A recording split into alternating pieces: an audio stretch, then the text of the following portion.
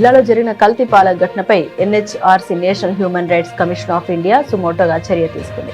ఈ ఘటనపై CS chief secretary DGP నోటీసులు జారీ చేసింది. 2 వారాల్లోపు ఘటనకు సంబంధించిన పూర్తి స్థాయి నివేదిక సమర్పించాలని ఆదేశించింది.